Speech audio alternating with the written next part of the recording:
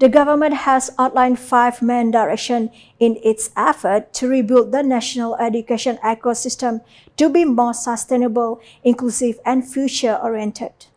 Deputy Prime Minister Datuk Patinggi Dr. Ahmad Zahid Hamidi stressed that the largest allocation in the country's history for the education sector through Budget 2025, amounting to 64.1 billion ringgit, must be channeled effectively and fairly to all deserving recipients.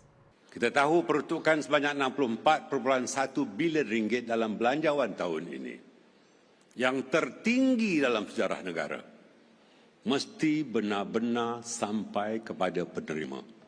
Bukan hanya cantik di atas kertas, tetapi ianya mesti mencapai matlamatnya. Kedua, kita mesti berazam untuk merombak sistem tugasan guru. He said this when speaking at the National Teachers' Day Celebration Ceremony 2025 at the Borneo Convention Centre, Kuching on Friday. Meanwhile, Datuk Patinggi Dr. Ahmad Zahid also proposed the smart use of AI and automation to reduce routine workload and enable teachers to focus fully on students.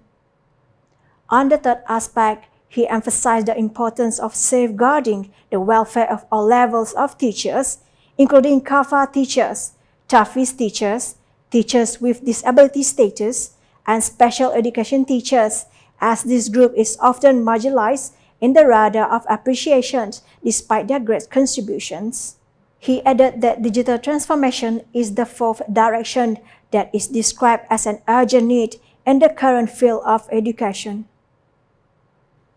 He also urged that the teacher recognition system be strengthened as the fifth direction, especially teachers who serve in remote areas, special education teachers, and those who create their own modules should be celebrated more meaningfully in the service system.